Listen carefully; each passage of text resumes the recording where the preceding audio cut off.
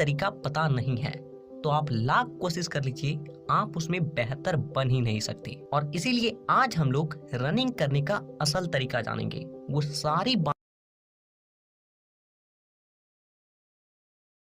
जो कि एक इंसान को जानना जरूरी है अगर वो रनिंग करता है तो। जैसे रनिंग कैसे स्टार्ट करना चाहिए, रनिंग करते समय पैर को कैसे पटकना चाहिए, हम लोग को श्वास किस तरीके से लेना चाहिए, बॉडी का पोजीशन क्या होना चाहिए, हम लोग अपने स्टेमिना और स्पीड को कैसे बढ़ा सकते हैं, रनिंग के बाद और पहले कौन से एक्सरसाइज को करना चाहिए। इसके अलावा कुछ प्रॉब्लम्स को भी सॉल्व करेंगे कि रनिंग करते वक्त अगर सांस फूलता है तो इसे आप कैसे ठीक कर सकते हो, सीने में दर्द होता है, पैर में दर्द होने लगता है, तो इन सब चीजों को आप कैसे ठीक कर सकते हो। तो वीडियो को पूरा आखिर तक देखिएगा, क्योंकि यहाँ पे मैं आपको कोई बनी बनाई बातें नहीं बताऊंगा, बल्कि मैं अपना रियल एक्सपीरियंस शेयर करूंगा। क्योंकि मैं लगभग 5 सालों तक इसी करियर में था और उस दौरान मैंने काफी सारे बच्चों को डिफेंस के लिए तैयारी करवाया है। तो सबसे पहली चीज कि रनिंग की शुरुआत कैसे करें। यहाँ पे आप में से अधिकांश लोग गलती क्या करते हैं कि वो डायरेक्ट ग्राउंड जाते हैं या फिर रोड पे जाते हैं और रनिंग करना स्टार्ट, और कुछ देर रनिंग करने के बाद ही उसके पैर में दर्द होने लगता है,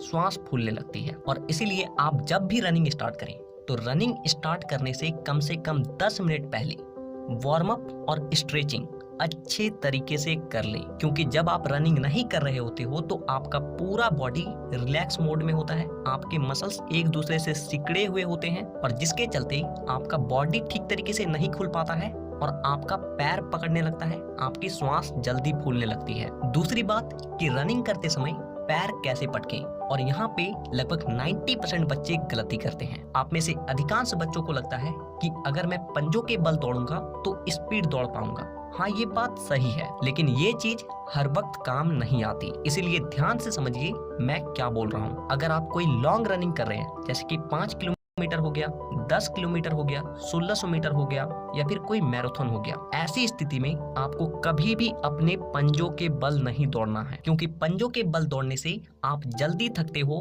और ऐसी स्थिति में आप लॉन्ग रनिंग कभी भी कंप्लीट नहीं कर पाओगे। तो अब आपको पैर कैसे पटकना है वो ध्यान से समझिए। आप जैसे ही अपने पंजों को जमीन से सटाते हो वैसे ही आपकी एड़ी भी जमीन से सट जाना चाहिए। यानी कि नॉर्मल आपको अपने पैरों को फ्लैट पटक के दौड़ना है, लेकिन ध्यान रहे ऐसा नहीं कि डायरेक्ट अपने पैरों को ले गए और धड़ाम से सीधा बजा दिए। ऐसे करोगे फ्लैट फुट की परेशानी हो जाएगी। इसलिए जिस तरीके से एक एरोप्लेन लैंड करता है, यानी कि एक पहिए को पहले रखता है और फिर दूसरे को, ठीक उसी तरीके से आपको पंजे को पहले रखना है और फिर एड़ी को। और जब आपका अगला स्टेप आए तो उस वक्त पंजे से जमीन को जितना हो सके पीछे की ओर